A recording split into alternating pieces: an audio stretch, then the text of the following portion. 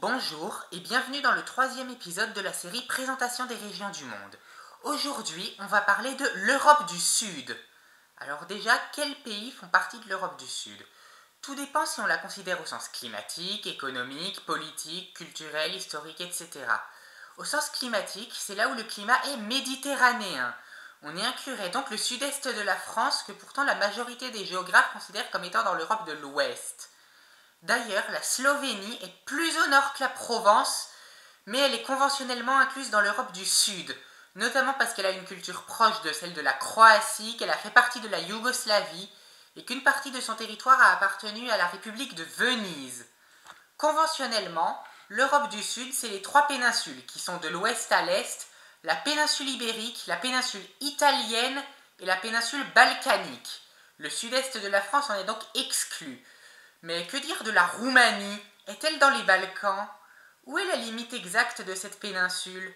Pour les deux autres, il y a des chaînes de montagnes, les Pyrénées et les Alpes, mais pour celle-ci, la limite conventionnelle est le Danube. Pourtant, si on trace une ligne droite pour la délimiter, on inclut une bonne partie de la Roumanie dans les Balkans, donc dans l'Europe du Sud. La Roumanie serait donc à la fois dans l'Europe du Sud et dans l'Europe de l'Est, alors que l'Espagne, l'Italie et le Portugal sont à la fois dans l'Europe du Sud et dans l'Europe de l'Ouest.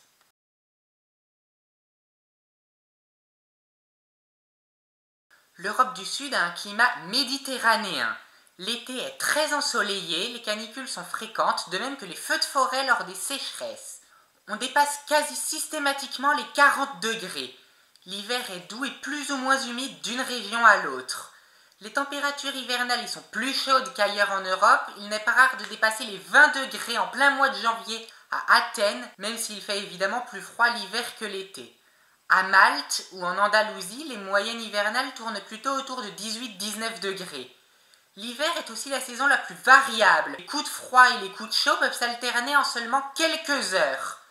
Et plus on va à l'est, plus les différences de température entre l'été et l'hiver sont importantes. La pluviométrie est assez variable d'une région à l'autre. Il tombe 1190 mm par an à Tirana, la capitale de l'Albanie, mais seulement 378 mm par an à Athènes, qui est à seulement 730 km de là, et 415 mm par an à Madrid. Il ne pleut pas souvent, généralement moins de 100 jours par an, mais quand il pleut, c'est en grande quantité, les averses sont très violentes. Il n'est pas rare qu'elles génèrent des crues. La saison la plus pluvieuse est l'hiver dans les Balkans et l'automne dans la péninsule ibérique, en Italie et dans le sud de la France. Toutefois, quand on se rapproche de l'Atlantique, l'influence des courants situés dans cet océan, comme le courant des Canaries, concurrence celle de la latitude et des courants méditerranéens. Du coup, dans les villes côtières portugaises telles que Lisbonne ou Porto, l'été est moins sec qu'à seulement 30 ou 40 km plus à l'est, où l'influence atlantique ne se fait plus ressentir. Dans un tel climat, il y a certes de la forêt, mais tous les arbres ne survivent pas à la sécheresse de l'été. La végétation s'adapte à ce climat en drainant l'eau parfois sur de longues distances ou bien en produisant beaucoup de résine. C'est pourquoi on trouve dans les forêts méditerranéennes principalement des hêtres, des chênes verts, de l'eucalyptus, des peupliers ou des oliviers. Plus on va au sud, moins la végétation est haute et dense. En Andalousie et dans le sud de la Grèce, la forêt laisse sa place à la garrigue et à la broussaille. L'Europe du Sud est une région relativement montagneuse.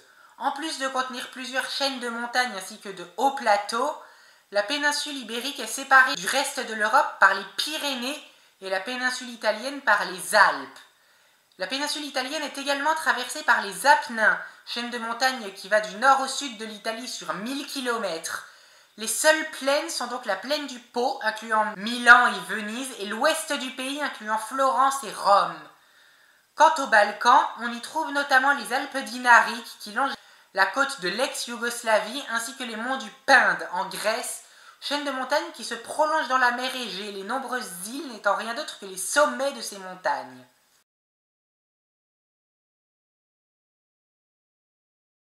L'Europe du Sud a des taux de fécondité parmi les plus bas du monde, avec les pays d'Asie de l'Est. Aucun pays d'Europe du Sud n'assure le renouvellement des générations. Le pays qui a le taux de fécondité le plus élevé de la région, c'est la Slovénie, à 1,6 enfants par femme, Et la plupart des pays d'Europe du Sud sont entre 1,3 et 1,4 enfants par femme. Vous pouvez oublier le cliché de la maman italienne qui prépare des pâtes pour ses 8 ou 9 enfants. Si ce cliché était justifié au 19e siècle, il ne l'est plus aujourd'hui, le taux de fécondité de l'Italie étant de 1,3 enfants par femme. Ce qui n'était pas gagné à l'avance puisque la transition démographique de l'Italie a été plus longue et plus tardive que dans le reste de l'Europe. Elle a pris fin dans les années 70, notamment parce que sous la dictature de Mussolini, il y avait des politiques extrêmement natalistes, ce qui n'a pas été le cas dans le reste de l'Europe qui acheva sa transition démographique à cette époque-là. Les pays d'Europe du Sud ont des espérances de vie supérieures à 75 ans. Seuls 3 d'entre eux n'atteignent pas les 80 ans. Ce sont la Serbie, l'Albanie et la Macédoine du Nord. Ce sont donc des espérances de vie de pays développés et elles augmentent encore. Ces deux facteurs entraînent un vieillissement de la population. Il y a de moins en moins d'enfants, donc la part des personnes âgées dans la population augmente. Si ce phénomène touche tous les pays développés, il est particulièrement marqué en Europe du Sud, où la part des plus de 75 ans est passée de 4,2% en 1980 à plus de 10% en 2015. Elle a plus que doublé en 35 ans. Les 3 pays européens ayant la population la plus vieille sont l'Italie, la Grèce et le Portugal, où près de 22% de la population a plus de 65 ans. Le vieillissement de la population existe dans tous les pays développés, mais il a accéléré en Europe du Sud ces dernières décennies. Il y a 30 ans, c'était l'Europe du Nord qui avait la population la plus vieille du monde. Aujourd'hui, c'est l'Europe du Sud et l'Asie de l'Est. Cela a des implications sur la population et la société des pays concernés. La vieillesse est généralement associée à des problèmes de santé, mais aussi à un isolement social quand ses amis sont décédés. Du coup, l'augmentation de la part des personnes âgées dans la population augmente la demande de soins médicaux et psychologiques, tout en réduisant la part de personnes actives. Je vous laisse débattre en commentaire sur les solutions à ces problématiques. Les pays d'Europe du Sud, anciens grands pays d'émigration vers la France, les États-Unis et l'Argentine, accueillent aujourd'hui de l'immigration. L'Italie est particulièrement représentative de ces changements. Au XIXe siècle, 31 millions d'Italiens tentent leur chance dans les mines de charbon du nord de la France et dans les mines d'or de Californie. Aujourd'hui, c'est le 4e pays européen à avoir le plus d'étrangers. Cette immigration provient notamment des Balkans et d'Afrique du Nord, et les immigrants occupent des emplois peu qualifiés. C'est également le cas de l'Espagne et du Portugal, où l'on peut en plus noter une immigration venue de leurs anciennes colonies en Amérique du Sud. Cette immigration s'explique notamment par la proximité avec diverses régions d'émigration telles que l'Afrique du Nord, ou dans le cas de la Grèce, avec les pays en guerre du Moyen-Orient tels que l'Israël, la Palestine, la Syrie ou l'Irak. La Grèce est le premier pays européen qu'il traverse et où certains s'installent donc. On peut aussi noter des migrations internes à la région, notamment des pays de l'ex-Yougoslavie vers l'Espagne, l'Italie et la Grèce. Parmi les 3 péninsules qui composent l'Europe du Sud, la plus densément peuplée est la péninsule italienne. L'Italie a 198 habitants au kilomètre carré, ce qui en fait le 5e pays le plus dense d'Europe. Les Balkans ont la densité la plus faible, avec une moyenne de 96 habitants au kilomètre carré pour la péninsule, mais la densité peut tomber sous les 50 habitants au kilomètre carré dans les régions rurales de la Bulgarie, pays le moins densément peuplé de la région. C'est donc la péninsule italienne et dans une moindre mesure la péninsule ibérique qui ont les plus grandes villes de la région. De plus, l'Europe du Sud est une région majoritairement urbanisée, bien qu'il existe de fortes disparités d'urbanisation d'un pays à l'autre. Si 80% des Espagnols et des Grecs vivent en ville, ces taux sont plus bas dans les autres pays de la région, où ils tournent plutôt autour des 2/3 au Portugal et au Monténégro, et sont les plus bas dans les pays de l'ex-Yougoslavie, chutant même sous la barre des 50% en Bosnie-Herzégovine.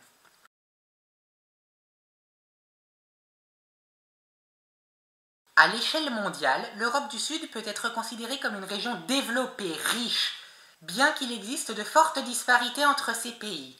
En premier lieu, on peut noter la disparité entre l'Est et l'Ouest, ou, plus précisément, entre les pays qui, pendant la guerre froide, étaient capitalistes et ceux qui étaient communistes. Si ces derniers sont moins développés, c'est parce qu'ils ont dû s'adapter à un nouveau système économique. Ayant passé des décennies sous le communisme, la guerre froide a beau être finie depuis plus de 30 ans, la transition n'est pas forcément facile, encore moins dans les pays ravagés par les guerres du morcellement de la Yougoslavie. Les pays qui faisaient partie du bloc capitaliste n'ont pas connu ça, ils sont donc plus développés. Et je ne parle même pas du cas de l'Albanie, qui a dans un premier temps rejoint le bloc communiste avant de se brouiller avec l'URSS. Résultat des courses, ce pays s'est fâché avec tout le monde et est aujourd'hui le pays le plus pauvre d'Europe. Cependant, même au sein de l'ancien monde capitaliste, il y a des disparités économiques notables. On peut notamment citer le cas du Portugal et de la Grèce, tous deux capitalistes pendant la guerre froide. Ces deux pays ont subi de plein fouet la crise de 2008, mais ne l'ont pas du tout gérée pareil. Le Portugal est passé au bord de l'effondrement économique, a subi un plan d'austérité imposé par l'UE et le FMI afin de rembourser sa dette, mais contrairement à la Grèce, le Portugal a fait annuler sa dette.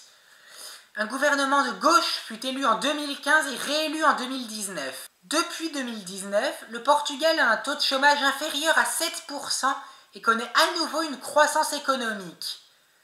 La Grèce, quant à elle, n'a pas du tout fait comme ça. Les plans d'austérité visant à rembourser la dette sont toujours en vigueur aujourd'hui.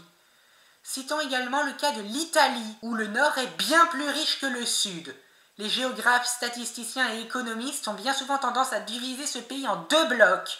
Le premier allant des Alpes jusqu'à un peu plus au sud que Rome, le second étant le sud du pays, tant le gouffre qui les sépare est important. Si l'Italie est considérée comme une puissance économique régionale, notamment grâce à son industrie et au tourisme, le triangle Turin-Gênes-Milan concentre, encore aujourd'hui, l'essentiel de l'activité industrielle, bien qu'elle se soit élargie, incluant désormais la plaine du Pô. Le sud du pays est bien plus pauvre.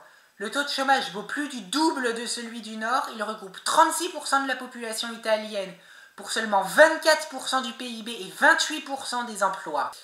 Il convient toutefois de nuancer en disant que le sud de l'Italie n'est pas homogène. Il existe un contraste entre les zones montagneuses, très rurales, avec une population vieille et une déprise agricole, et le littoral plus dynamique grâce aux villes portuaires telles que Naples ou Brindisi. C'est à cause de cette disparité économique régionale que l'Italie est le pays le plus inégalitaire de la région, et même l'un des plus inégalitaires d'Europe. Les autres pays d'Europe du Sud sont généralement bien plus égalitaires, notamment ceux de l'ex-Yougoslavie. Plus le coefficient de Gini est faible, plus un pays est égalitaire. Celui de l'Italie vaut 33%, ceux de l'Espagne, de la Grèce et du Portugal sont légèrement plus bas, alors que la plupart des pays des Balkans sont en dessous de 30%. Cela s'explique notamment par la guerre froide, le communisme prônant l'égalité parfaite, justement en opposition au capitalisme, qui génère d'importantes inégalités sociales. Les pays qui étaient communistes ne le sont plus aujourd'hui, mais ils gardent quand même quelques traces de cette idéologie, notamment une redistribution des richesses et donc des inégalités sociales plus faibles.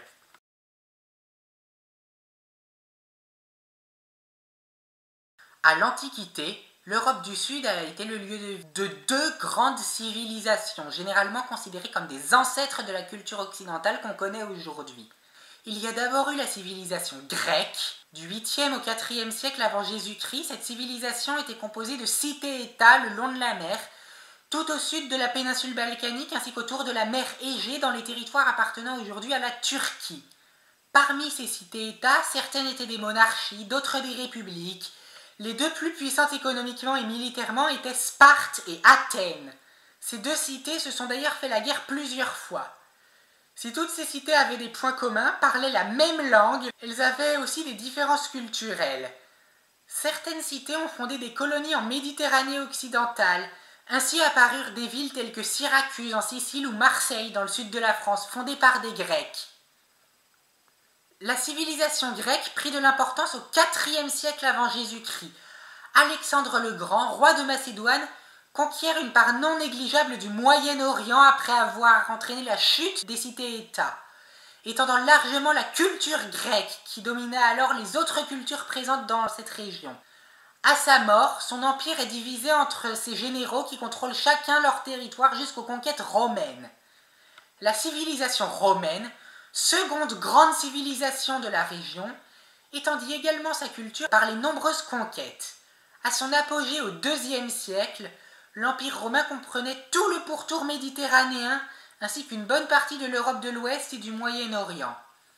Toutes ces régions furent romanisées. La culture romaine influa donc également l'Europe du Sud.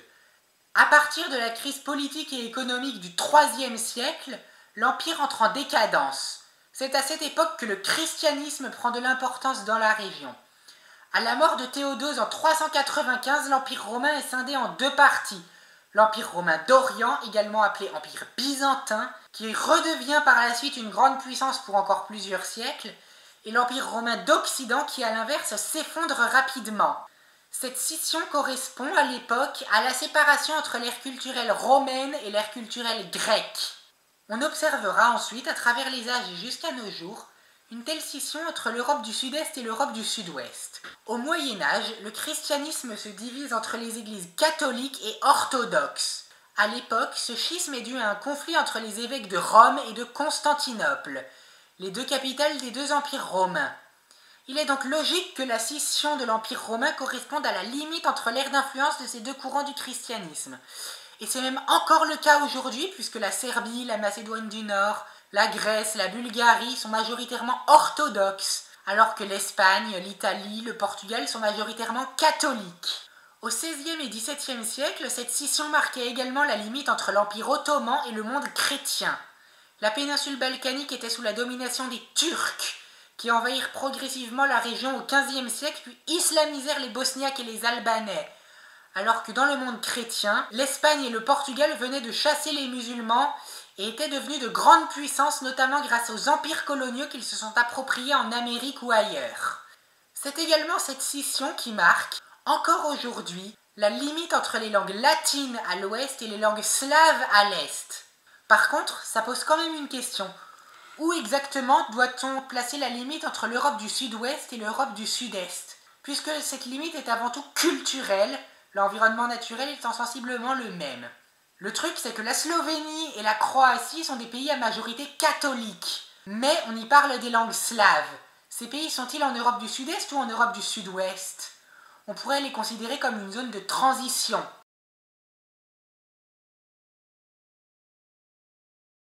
Beaucoup de pays d'Europe du Sud ont été, au XXe siècle, des dictatures. Là encore, on observe une différence entre la péninsule balkanique, où c'était plutôt des dictatures communistes, et les deux autres péninsules où c'était plutôt des dictatures d'extrême droite. Mais la Grèce fait exception, Papadopoulos n'étant pas vraiment un communiste. Je pense notamment à l'Espagne, dirigée par Franco de 1939 à 1975, au Portugal, dirigé par Salazar de 1933 à 1974. On peut aussi citer l'Italie, bien que l'État fasciste fondé par Mussolini ait duré moins longtemps. Aujourd'hui, ces pays sont bien plus démocratiques qu'au siècle dernier. Mis à part la Bosnie-Herzégovine, que les observateurs internationaux ont tendance à classer comme un régime hybride, c'est-à-dire pas vraiment une démocratie, mais pas vraiment une dictature non plus, tous ses voisins sont des démocraties imparfaites, soit un régime politique comparable à la France ou aux États-Unis. Beaucoup de ces pays sont des républiques parlementaires, c'est-à-dire des régimes politiques où le président de la République n'a pas ou peu de pouvoir. C'est le Parlement qui est l'organe le plus important, qui prend véritablement les décisions. Le Parlement peut renverser le gouvernement quand il le veut, et les ministres sont tous membres du parti majoritaire au Parlement. C'est notamment le cas de l'Italie, de la Slovénie, de la Grèce ou encore de la Bulgarie. Certains d'entre eux ont un gouvernement de gauche comme le Portugal, d'autres sont bien plus à droite comme la Croatie, voire à l'extrême droite comme l'Italie, mais tous peuvent connaître une alternance à la prochaine élection. Citons les deux exceptions que sont le Portugal, république dont le président a un rôle bien plus important que dans les régimes parlementaires. Il peut dissoudre le Parlement, il nomme les ministres, il promulgue les lois. Bref, ce pays a le même régime politique que la France et l'Espagne, qui est une monarchie parlementaire. Il n'y a pas de président élu, mais un roi qui n'a pas non plus de réel pouvoir politique, tout comme dans les républiques parlementaires. Enfin, il y a le cas particulier de la Bosnie-Herzégovine, dont la constitution reconnaît trois peuples, les Croates, les Bosniaques et les Serbes. Ce pays a trois présidents, un pour chaque peuple, et a des lois qui s'appliquent à tel peuple mais pas à tel autre. Il se subdivise d'ailleurs entre la Fédération de Bosnie et Herzégovine, où vivent les Croates et les Bosniaques, et la République serbe de Bosnie, dont certains habitants souhaitent le rattachement à la Serbie.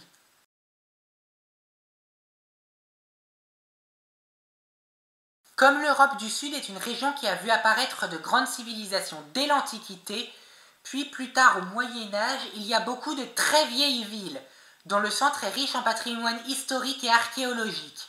On ne peut y aménager une ville sans tenir compte de ce patrimoine, qu'on tente de préserver non seulement en raison de l'importance historique et symbolique de ces lieux, mais aussi parce que ce patrimoine attire de très nombreux touristes. Bon, un tel urbanisme n'exclut pas toute forme de modernité non plus, il doit seulement prendre en compte l'ancien. Tout comme dans le reste de l'Europe, la voiture a été, dans la seconde moitié du XXe siècle, le mode de transport vu comme un idéal de liberté et de modernité. Du coup, les villes ont été aménagées pour être adaptées à la circulation automobile en priorité, en particulier dans le monde capitaliste.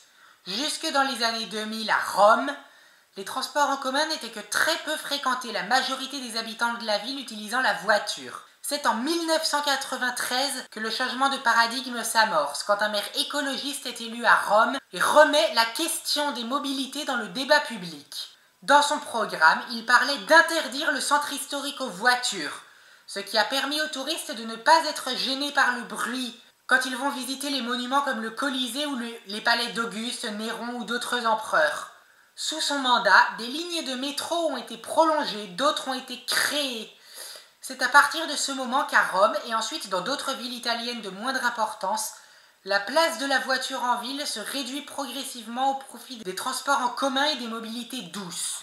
Dans les pays qui étaient communistes pendant la guerre froide, il subsiste des traces de l'urbanisme communiste. Tel l'URSS qui construisait des villes en Sibérie quand il y avait besoin de produire tel type de ressources, qui construisait des grands ensembles où tout le monde était logé exactement pareil. La Bulgarie a créé une ville nouvelle à la même période, du nom de Dimitrovgrad. Cette ville, censée être une vitrine du communisme et de ses bienfaits, a été aménagée selon 6 orientations principales. Aménager le travail, pour qu'il soit productif et gratifiant, on a donc mis de grandes usines claires, adaptées à ces travailleurs. Aménager le logement pour la vie familiale, aménager l'esprit, que tout le monde ait accès à l'éducation, mais aussi à la propagande. On a mis des musées, des théâtres, des bibliothèques un peu partout. Aménager le temps libre et la santé, les deux sujets étaient considérés comme étroitement liés par le régime, ce qui a notamment mené à créer des espaces verts dans chaque quartier. Aménager l'espace public et les communications par des routes très larges permettant de se déplacer facilement en voiture comme à pied. Aménager la gestion de proximité et l'encadrement social, notamment les activités bénévoles au service de la société chapeautées par le parti unique. La volonté politique était particulièrement forte. Des moyens extraordinaires ont été développés. La ville était censée être construite le plus vite possible. Elle a donc été construite à la va-vite. Une équipe d'urbanistes dirigée par Luben Tonev a été chargée de la planification avant d'être virée parce que le projet qu'il proposait ne convenait pas au parti unique qui jugeait qu'ils étaient trop influencés par des urbanistes du monde capitaliste. Or, pour le parti unique, tout ce qui vient du monde capitaliste est à jeter. Une autre équipe, dirigée par Petar Tachev, a donc conçu la ville de Dimitrovgrad. Ceci était bien plus influencé par le pouvoir central de l'URSS que par autre chose. La ville a donc été construite dans l'architecture soviétique. Après la chute du communisme, cette ville, qui existe encore aujourd'hui, est encore vue comme une grande réalisation. Elle compte 38 000 habitants. Si les traces dans l'architecture sont visibles, la manière dont la ville est modifiée de nos jours n'a plus grand-chose de communiste, la spéculation immobilière y étant aussi importante qu'ailleurs. Cette vidéo est à présent terminée, j'espère qu'elle vous aura plu. Si c'est le cas, n'hésitez pas à mettre un pouce bleu et un commentaire pour améliorer le référencement, à la partager sur les réseaux sociaux et à vous abonner pour ne pas rater mes prochaines vidéos. Pour ceux qui ont carrément envie de soutenir financièrement la chaîne, le lien est dans la description.